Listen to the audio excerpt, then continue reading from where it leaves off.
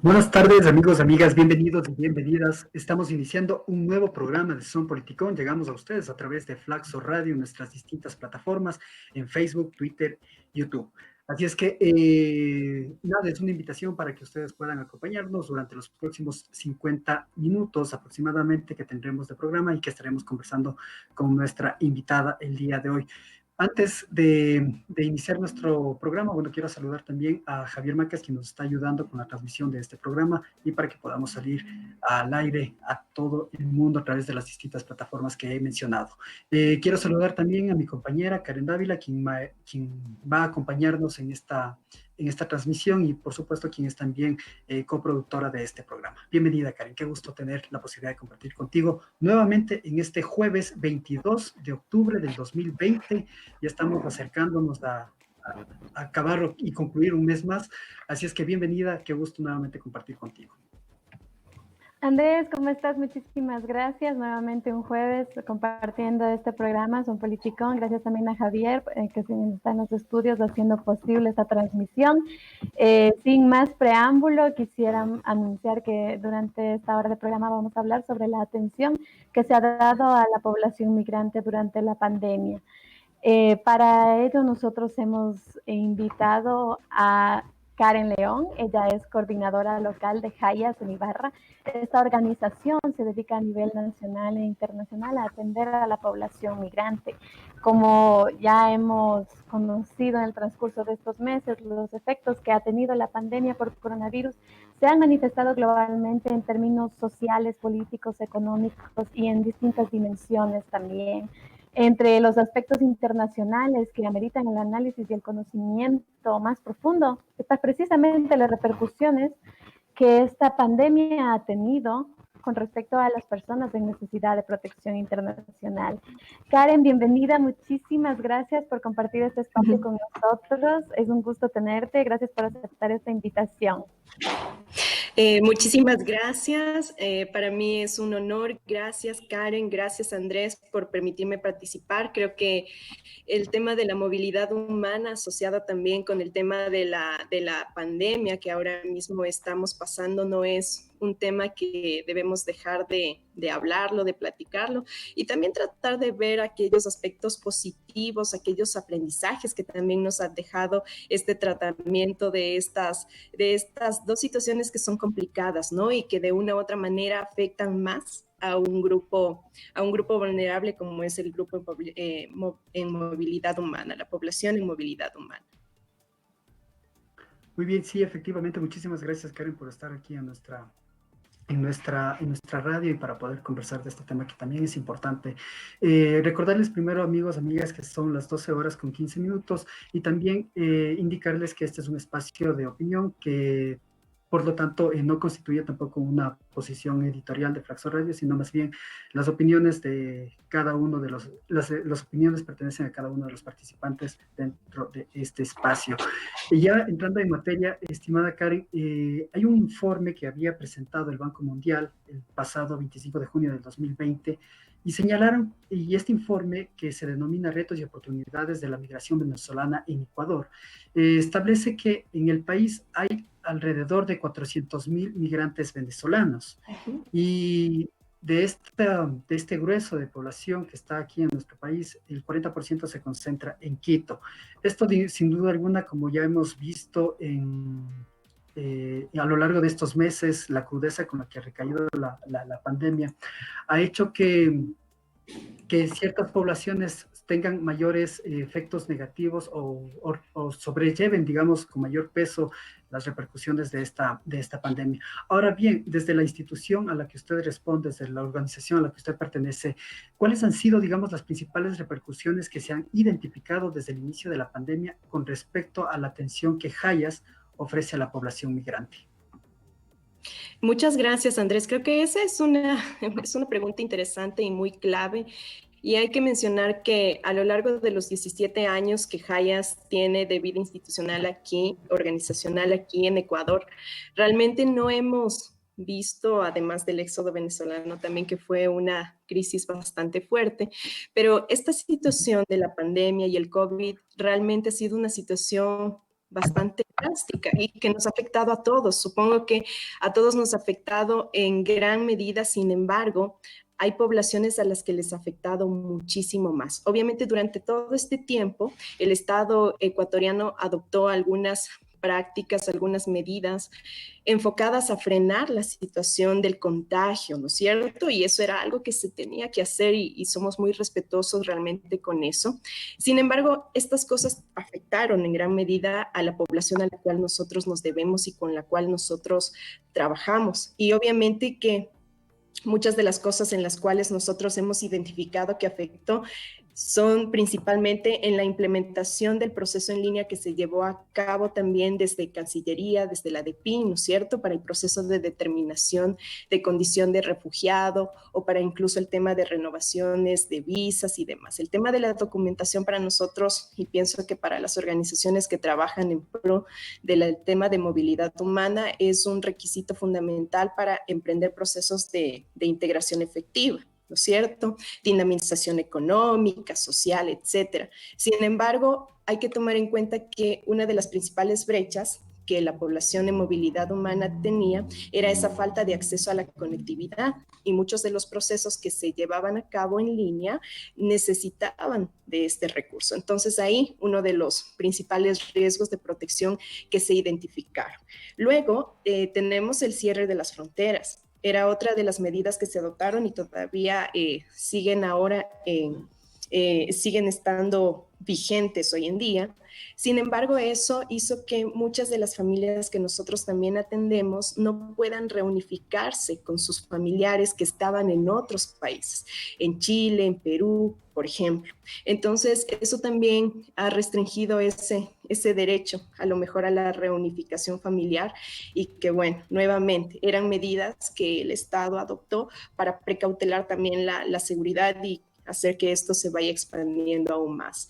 El tema educativo, cuando nos encerramos o cuando comenzó el tema del encierro en marzo, todavía estábamos en periodo de clases, ¿no es cierto? Entonces, todas las organizaciones adoptaron diferentes medidas y no así también lo hizo el Ministerio de Educación. Entonces ya todo se volvió telemático y una de las principales brechas o retos que tuvieron que enfrentar nuestra población era acceder al tema de esta educación telemática, pero lamentablemente no todos tenían los recursos tecnológicos para hacerlo. A veces en unas familias donde habían 4 o 5 niños estudiando, solo había un celular. Hay hasta ahora. Entonces, ¿qué pasó aquí? Y sí quiero reconocer aquí también el apoyo del Ministerio de Educación, porque lo que hicieron básicamente los maestros era adecuarse a esta situación y mandar sus tareas a través de WhatsApp, ¿no es cierto? Mandaban un día X y luego tenían los niños que desarrollar durante la semana y presentar. Entonces eso fue algo que ayudó básicamente para que no haya esta deserción educativa que realmente lo temíamos también, ¿no? Porque, como digo, una de las grandes falencias también es el acceso al tema de conectividad. Y por otro lado, también durante esos meses se identificaron algunas situaciones de inscripción también en los registros civiles. Ahora mismo, yo pienso que esto también es muy resaltable. Hay siempre la voluntad desde las organizaciones y desde el Estado también para ver nuevas alternativas para que esto no suceda. Pero digamos, durante este tiempo sí hubo como ese freno para que se pueda inscribir o esa problemática para que se pueda inscribir a los niños. Básicamente eso. Y lo otro que es totalmente obvio, el tema de cubrir necesidades básicas, ¿no? Obviamente que las personas o las familias en movilidad humana no necesariamente contaban con recursos ahorrados para que puedan a lo mejor utilizar durante este tiempo que duró el confinamiento. Entonces eso hizo que los desalojos también sean mucho más frecuentes. En este tema sí se trabajó muy coordinadamente con la Defensoría del Pueblo para que se puedan llegar a acuerdos incluso con los arrendadores y demás y para que esto no afecte. Principalmente el tema de seguridad de mujeres, niños, personas adultas mayores o con condiciones médicas y demás. Entonces, eso como por dar una mirada de las diferentes diferentes situaciones que se han vivido y se han identificado como riesgos de protección durante esta pandemia, durante esta emergencia. Muy bien. Muchas gracias, Karen, por tu respuesta. Quisiéramos también, ya adentrándonos un poco más en las actividades que Hayas propiamente ha realizado o ha atendido, que nos cuentes, por favor, a cuántas personas en situación de movilidad han logrado atender en este periodo donde se ha agudizado la pandemia estos meses y cómo se diferencia la respuesta que brinda la organización según las vulnerabilidades que bien han mencionado. Por ejemplo, temas de adultos mayores o de niños, mujeres. ¿Cómo se trata en esos casos la asistencia? Primero decir que durante este tiempo, obviamente que nuestra atención llegó a un número mayor del que estábamos acostumbrados. Nosotros implementamos al inicio de iniciamos la pandemia y se implementaron algunos cambios que nos ayuden a brindar atención a nuestra población y hemos recibido desde el inicio del confinamiento básicamente hasta el mes de agosto, que es el dato, alrededor de 106,000 llamadas de población refugiada, migrante, que necesitaba algún tipo de apoyo, que necesitaba orientación, que necesitaba seguimiento y que sobre todo nos mencionaban las diferentes necesidades que necesitaban cubrir. Entonces, en ese sentido, lo que la organización ha hecho realmente es acoplarse a esta nueva modalidad, a esta nueva atención que nosotros tenemos que brindar y no hemos parado ni un minuto desde que comenzamos con la emergencia sanitaria. Hemos brindado un apoyo personalizado, atendiendo de manera telemática ahora, porque no podemos atender de manera presencial. Ya ahora recién estamos retomando algunos programas y procesos de manera presencial, manteniendo todas las normas de bioseguridad, pero durante estos meses que duró el confinamiento y que estábamos con todas estas medidas de restricción, hemos hecho diferentes acoples, digamos, a nuestra estrategia para la atención, sin dejar de lado realmente la vulnerabilidad de las personas y esas necesidades que nosotros debemos atender principalmente en niños, niñas, adolescentes, mujeres en embarazo, adultos mayores, población LGBTI, mujeres en riesgo. Entonces, a través de estas llamadas y de los programas que nosotros tenemos en Hayas, se ha evaluado cada una de las necesidades y de las situaciones de vulnerabilidad de esta población y de las personas para brindar a través de esta nueva atención o de esta nueva forma de atender una respuesta efectiva. Y aquí cabe mencionar que no lo hemos hecho solos. Ha estado siempre la coordinación interinstitucional que ha estado de por medio con las diferentes organizaciones socias que también trabajan en movilidad, ONGs, el gobierno mismo de cada una de las localidades, de la provincia, etcétera, para dar una respuesta conjunta, una respuesta mucho más integral. Realmente como Hayas no trabajamos solos, no nos gusta hacerlo de esa manera y siempre pretendemos y aunamos esfuerzos para trabajar de manera conjunta. Es así que se ha brindado este tema de apoyo a la población, analizando de manera personalizada, a pesar de estar telemáticamente hablando, pero sí analizando de manera personalizada a cada uno de los grupos familiares y dar una respuesta de acuerdo a sus necesidades. Implementamos, y esto es algo muy bonito, si ustedes se van a la página web, a la página en Facebook, perdón, de Hayas, podrán ver los videos que nosotros hacíamos Facebook Live con las personas y con el equipo psicosocial y salud mental. Y esto ayudó en gran medida también para bajar la ansiedad, para bajar también esa depresión que tenían las personas. Hicimos en temas de convivencia, de resiliencia, y eso fue un aporte muy valioso. Lo importante es que a lo largo de este tiempo la población no se quedó sola. La población siempre ha estado siendo acompañada a través de las diferentes áreas que nosotros tenemos en la organización y principalmente nuestros funcionarios han estado ahí en la escucha activa, pero también brindando respuestas oportunas para tratar de atender la mayor cantidad de necesidades que ellos presentaban. Muy bien, a mí me quedó sonando un dato que usted dio, que fue el de 106,000 llamadas, que es lo que han recibido a lo largo de estos meses. No sé si es que estamos bien. Ahora bien, es a estas 106.000 personas las que han sido de alguna forma atendidas por parte de Hayas, o cómo han sido, digamos, operativamente el trabajo y la atención que ustedes han tenido con estas personas. Ya, hay que tomar en cuenta las diferentes situaciones, ¿no? De cada una de las personas que nos llaman y que se acercan a nosotros pidiendo algún tipo de apoyo. Hay que tomar en cuenta que no todas necesariamente requieren un tipo de apoyo material, sino también orientativo. Entonces creo que esa es una de los plus a lo mejor dentro de la atención, el poder brindar también esta orientación, referencia. No solamente es el hecho de que nosotros podamos solventar o vamos a solventar toda la situación que tiene o las necesidades que presenta la población, sino como le dije, vuelvo y repito, creo que aquí ha sido muy buena la coordinación, más allá de los programas que nosotros podemos ofrecer y con los cuales hemos dado respuesta desde las áreas de trabajo social, psicosocial, medios de vida, gestión comunitaria, de parte de todas las áreas, pero también hay necesidad eminente y permanente de poder unirnos y aliarnos con las otras organizaciones. Entonces, si por ejemplo, digamos que alguna persona, a pesar de que la respuesta que ya le dimos necesita todavía solventar alguna situación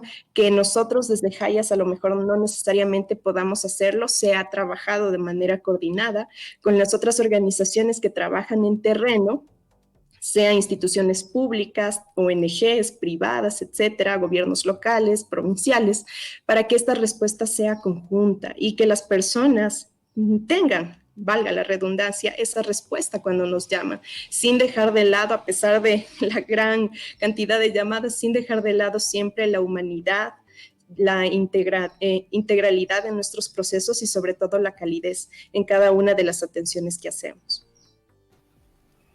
De todas estas áreas que han mencionado que tiene la organización Hayas con respecto a la atención como en distintos segmentos o distintas necesidades que tiene la población, todas estas, si bien se encaminan como a un proceso un poco más de largo plazo o un proceso más integral, como bien mencionas, mi curiosidad es cuáles son las soluciones duraderas o de qué forma Hayas las fomenta.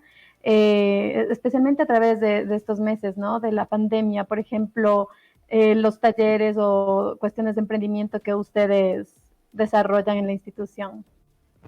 Esa es una muy buena pregunta y muchas gracias, Karen. Creo que nosotros desde nuestros inicios trabajamos bajo estas premisas de brindar soluciones duraderas a las familias y a los grupos familiares que están dentro de nuestra atención. Y justamente el día de hoy, a través de 2 reconocimientos se pueden visibilizar parte del trabajo que nosotros hacemos a través de Pacto Global, que hace estos reconocimientos junto con los Objetivos del Desarrollo Sostenible. Ahí nomás podemos ver algunas de las buenas prácticas más sostenidas, digamos, que nosotros venimos realizando, y no sé si me permites y si es oportuno poder hablar de esto, Karen, o lo vamos a hacer más adelante.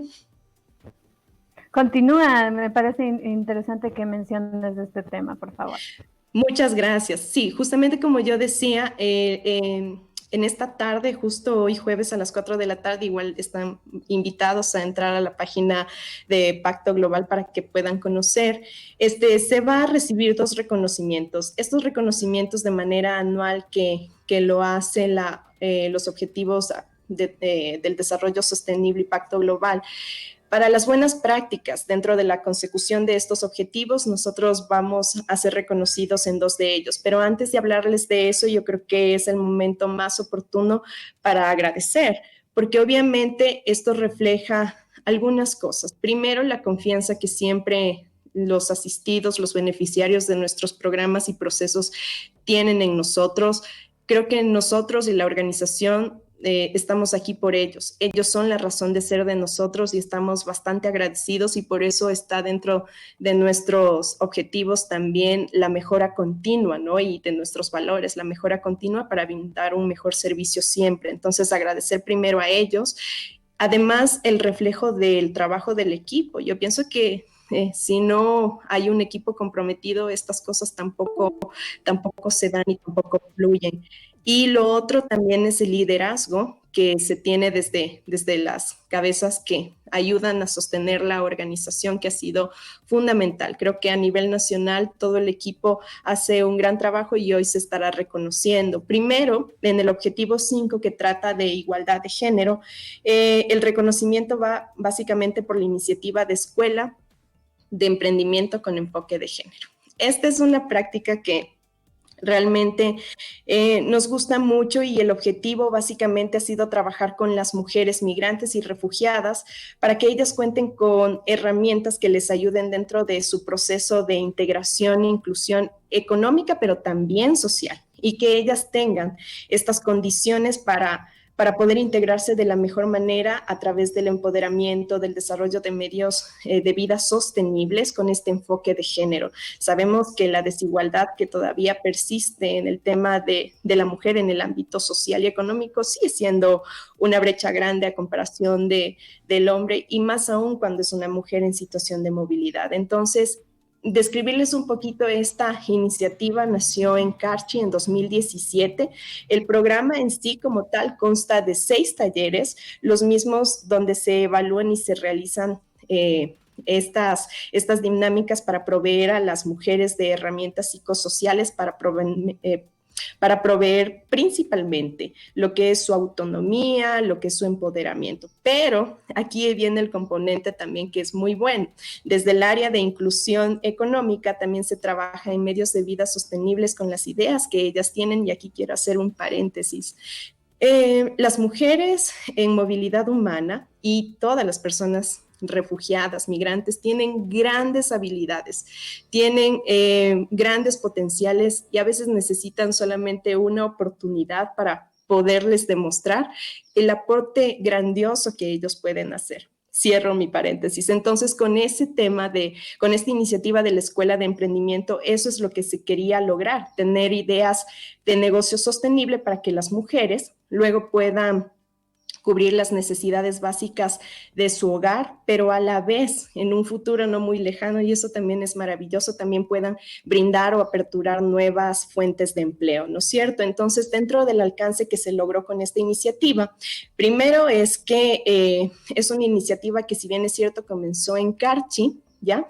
Luego sí se la expandió y se la implementa a nivel nacional, y fueron tan buenos los resultados que también se han implementado a nivel internacional. Entonces, eso es algo que a nosotros nos llena de orgullo. Se está implementando también en Perú, en Hayas Perú y en Hayas Panamá. Básicamente, de las mujeres que participaron en estos procesos, que son alrededor de 185 mujeres, 88 accedieron a tener ya herramientas de trabajo como a través de un capital semilla, y a pesar de la crisis humanitaria, que ahora de la pandemia que estamos viviendo, el 63% de esos negocios todavía están activos, y eso es muy reconfortante para nosotros. Así que seguimos igual dando todo el apoyo y el seguimiento. Y la otra...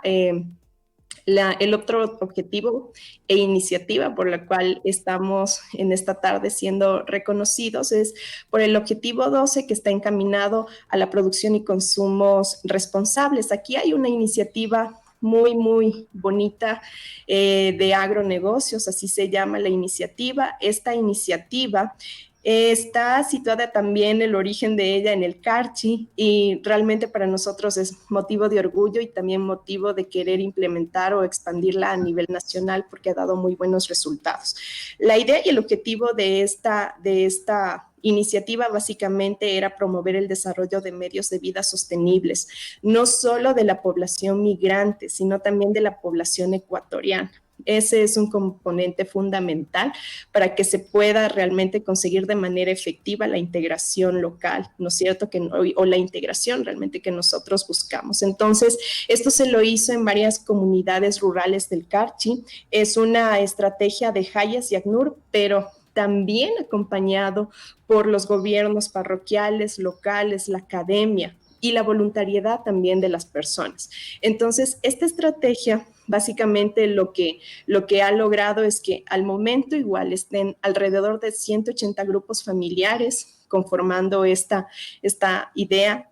¿sí? Y de los cuales el 60% es población en movilidad humana, población refugiada, y el 40% población de acogida. Entonces se trabaja con ellos en ideas de resiliencia para formar comunidades seguras y espacios seguros, no solamente para la población en movilidad, sino para todos, para que puedan convivir realmente de la mejor manera. Entonces ellos han hecho diferentes actividades a través de a través de actividades de comercialización para generar también ellos ingresos que les permita ahorrar y ser autosuficientes.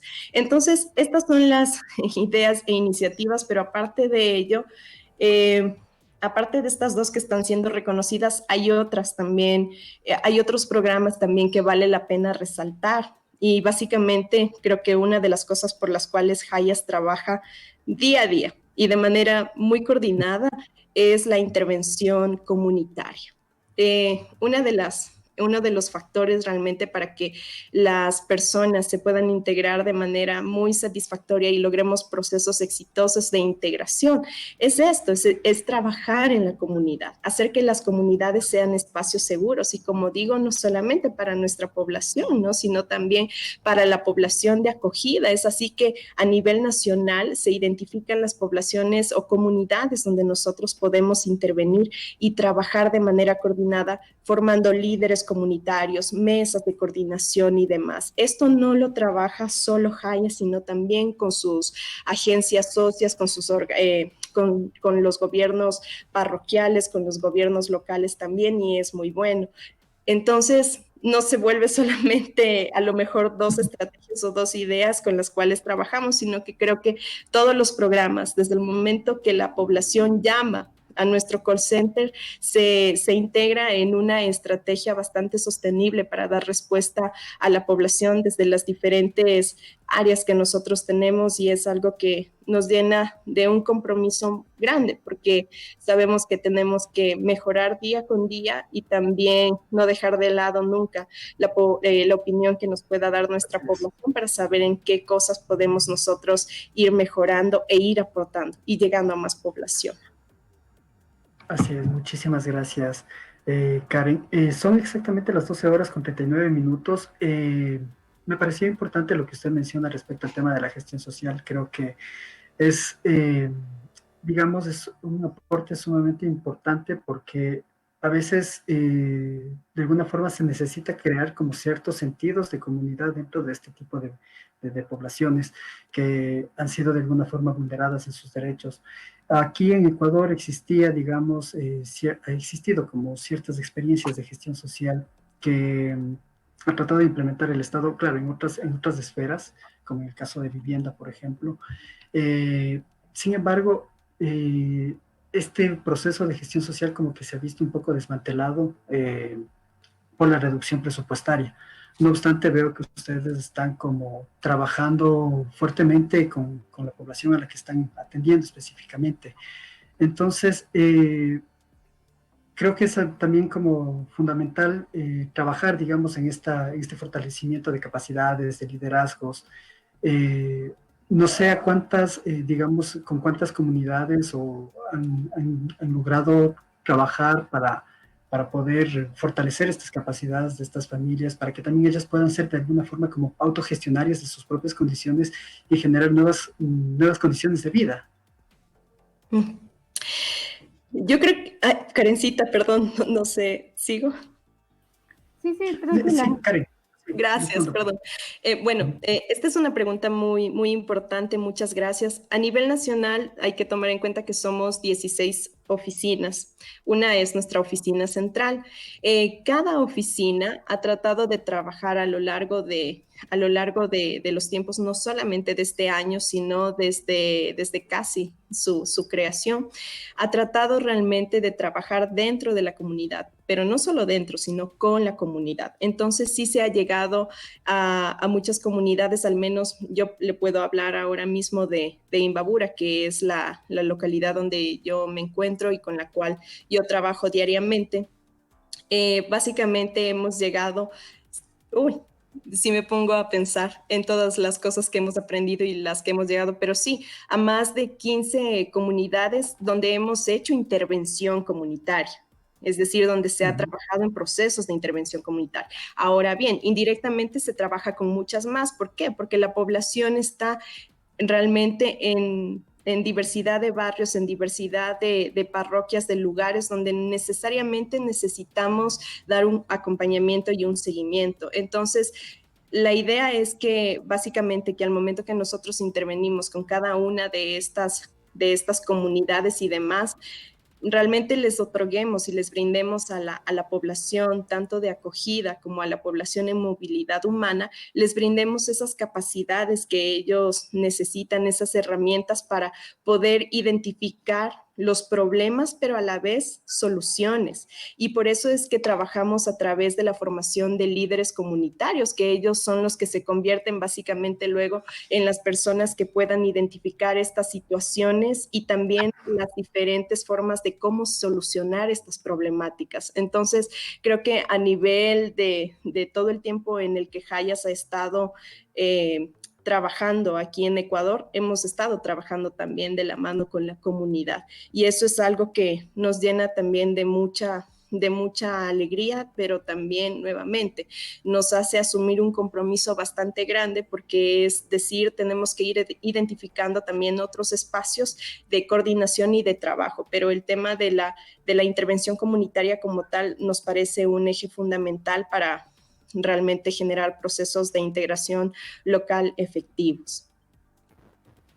De estas últimas respuestas que nos has dado, hay tres cosas que a mí me quedan sonando. Por ejemplo, cuando hablábamos de esta forma en la que ya se inserta productivamente a la población migrante, justo lo que mencionaba Andrés al inicio respecto al informe del BID, se menciona que la migración venezolana, por ejemplo, en este caso, podría contribuir hasta en un 2% con el Producto Interno Bruto del Ecuador. Además de que el 65% de la población migrante en edad laboral tiene ya alguna forma de empleo. Entonces, son formas en las que también se puede contribuir a la economía. O sea, estas personas vienen en una edad laboral y algunos con cierta preparación. Y justamente gracias a la ayuda de organizaciones como Hayas también van adquiriendo nuevas herramientas para esta sostenibilidad. Otro punto que quisiera destacar de lo que mencionaste es la integración local, que me parece que tiene que ir de la mano con estos proyectos de sostenibilidad, porque van a garantizar que se mantengan a largo plazo estas medidas. No se podrá hablar de algo sostenible si no se integra justamente a las sociedades, a la de acogida y a la población que llega desplazada o migrante. Entonces, creo que otro punto que nos interesa conocer dentro de tu experiencia en la atención humanitaria es justamente cómo ha sido esa respuesta o esa participación del Estado para enfrentar esa problemática o para ayudar a organizaciones como la de ustedes a participar o a potencializar estos proyectos. Mira, por ejemplo, en Facebook nos están comentando que Patricio Villamar, muchísimas gracias por estar presente en la transmisión. Nos dice que la atención que se ha dado a los migrantes durante la pandemia por parte de los gobiernos o instituciones es muy baja. Los migrantes nunca fueron una preocupación política. Peor aún, se han implementado políticas migratorias para el bienestar de esa población altamente vulnerable. ¿Cuál sería en este caso tu opinión? ¿Hay una voluntad política para trabajar conjuntamente con las ONGs? Esta es una pregunta compleja. Primero porque nosotros sí consideramos que hay siempre la voluntariedad y la coordinación, ¿no? De las organizaciones, de las instituciones de Estado, y pienso que ahora más que nunca hay que tomar en cuenta que, bueno, más allá también de la población en movilidad humana, el Estado también responde a la población en situación de vulnerabilidad propia, ¿no? A la población ecuatoriana que ha estado bastante afectada. Digo, esta situación de la pandemia nos ha afectado en gran medida a todos, incluyendo población de acogida, población en movilidad y refugiada. Y recojo nuevamente las palabras que yo decía al inicio. Obviamente que la población en movilidad se ha visto más afectada por las limitaciones mismas que ellos tienen. Entonces, yo considero que durante esta pandemia los gobiernos locales, el Estado, de una u otra manera se ha ido acoplando también a la situación y a las cosas que tenía que responder. Por ejemplo, no se han dejado inactivas las mesas de coordinación, la mesa de movilidad humana, espacios mensuales de coordinación donde las ONGs que las integran o las asociaciones o la sociedad civil mismo que integra expone situaciones donde también está el Estado y se proponen formas de coordinación para brindar una respuesta de manera integral.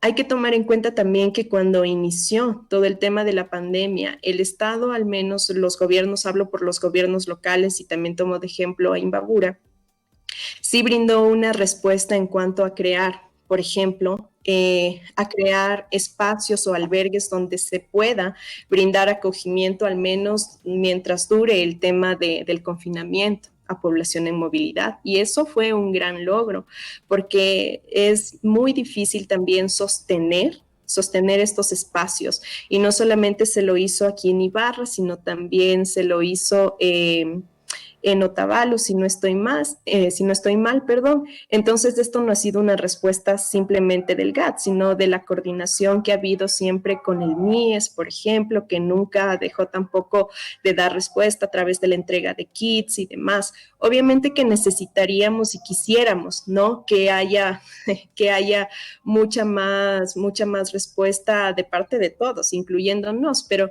hay que tomar en cuenta también que el volumen de población que nosotros ahora mismo tenemos y hay en movilidad humana es un número bastante alto. Entonces yo creo que los gobiernos locales, seccionales, parroquiales, de una u otra forma, con sus recursos, también evaluando las necesidades, se han podido acoplar para dar una respuesta integral a todos. Y lo más importante, ha habido esa voluntariedad y esa coordinación. Recuerdo que hace un par de semanas tuvimos una reunión con las personas de Cancillería y hay esa apertura incluso para poder rever cuáles son los procesos que están rezagados para el tema mismo de regularización y demás.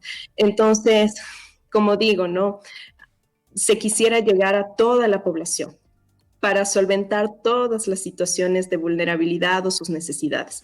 Pero es una gran responsabilidad, ¿no? Y es un número muy considerable, pero yo pienso que se sigue trabajando de manera muy junta, muy coordinada con los gobiernos a través de estas mesas de coordinación, y no solo aquí, sino a nivel nacional. Pero esta es una crisis demasiado grande y que no solo afecta a una población, así a un solo grupo, sino que afecta en gran medida a todos. Entonces hay que dar respuestas para todos.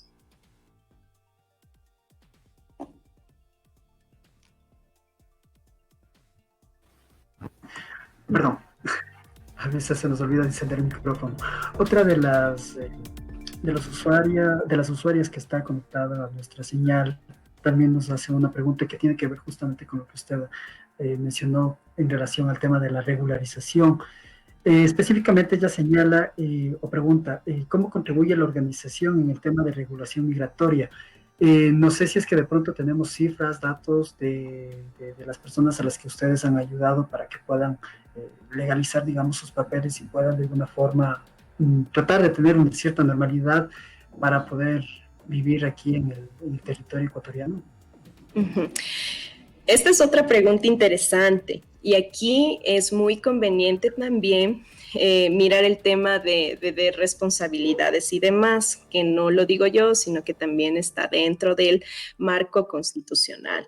A ver, básicamente la rectoría en todo el tema de regularización para que la población pueda, digamos, tener un estatus regular dentro de la nación, de nuestro país, es el Ministerio, ¿no es cierto?, de Relaciones Exteriores y Movilidad Humana. Si ustedes ingresan ahí, están todos los datos y cifras relacionados con la movilidad humana.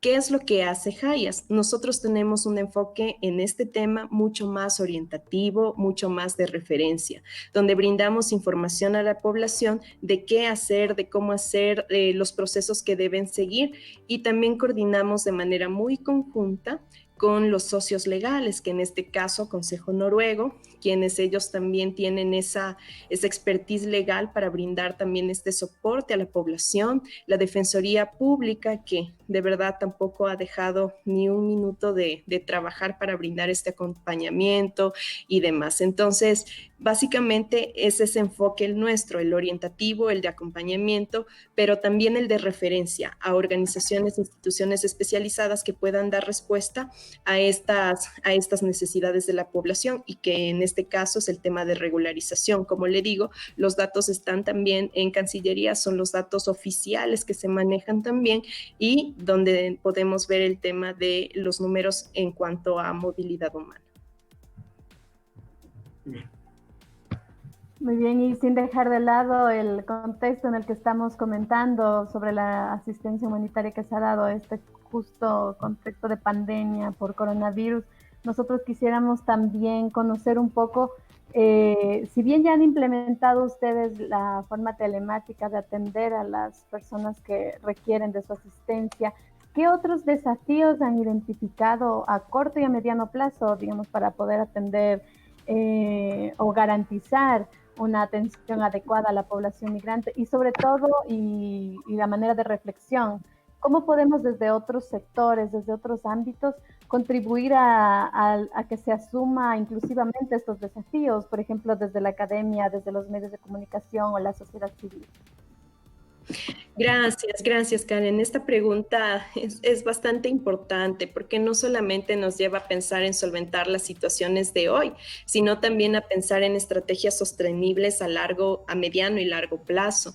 En ese sentido, creo que frente a este nuevo contexto y a esta nueva realidad, resulta indispensable en todo momento unir esfuerzos no solamente entre organizaciones no gubernamentales, sino también unir esfuerzos y seguir fortaleciendo esos lazos de hermandad y coordinación, como ya lo hemos tenido con los gobiernos locales, parroquiales, estatales, provinciales, etcétera, que nos permita realmente dar una respuesta integral, efectiva.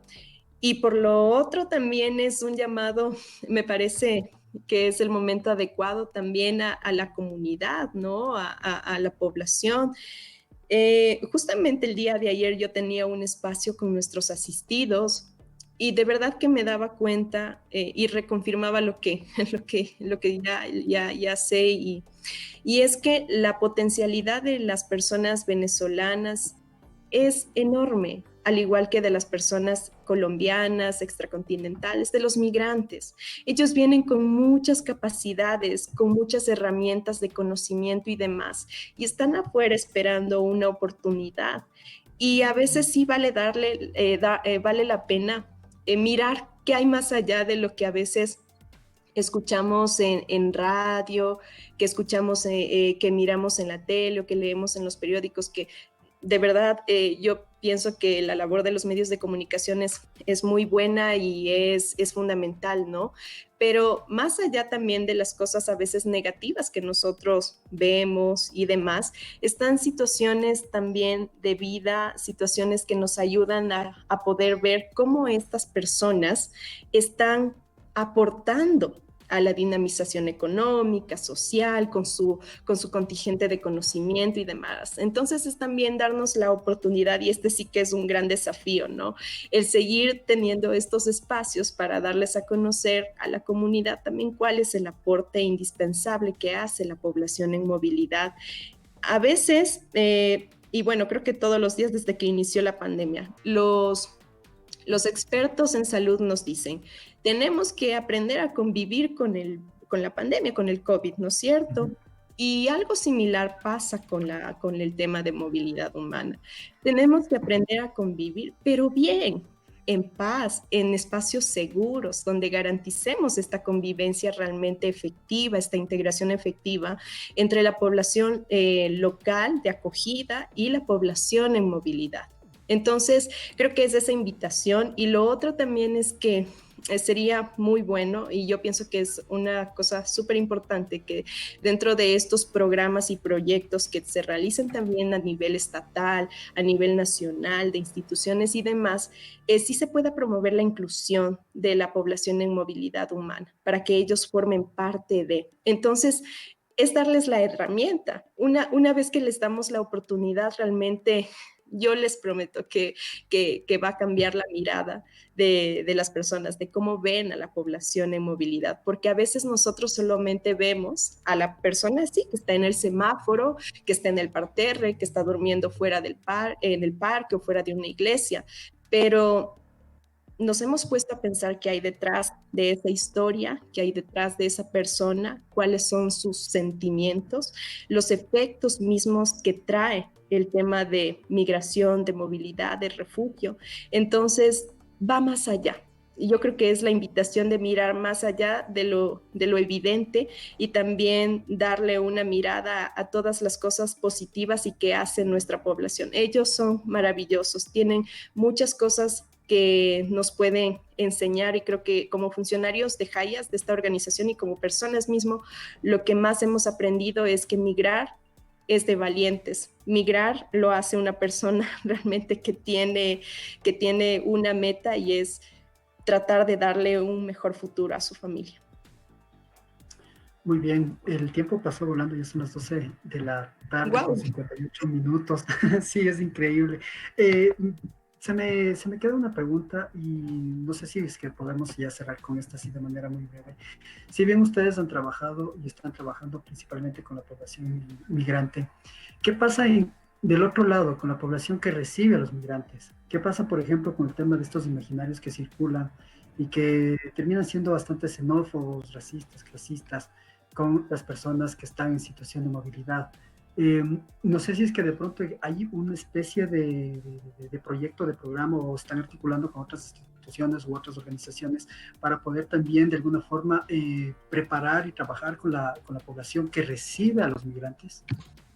Uh-huh.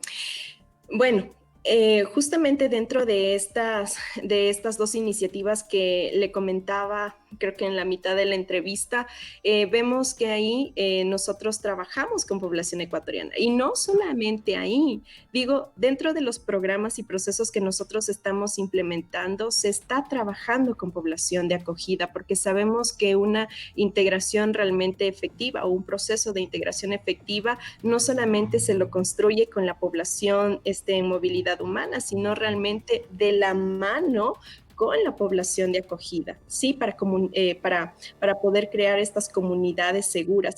Y a más de esos programas, hemos estado trabajando desde hace 2 años atrás también con los programas de piloto. Este es un programa de acompañamiento familiar, un plan piloto de acompañamiento familiar que se lo ha hecho con MIS, donde se han integrado alrededor de 273 familias ecuatorianas. En agronegocios se integraron a 72 familias ecuatorianas.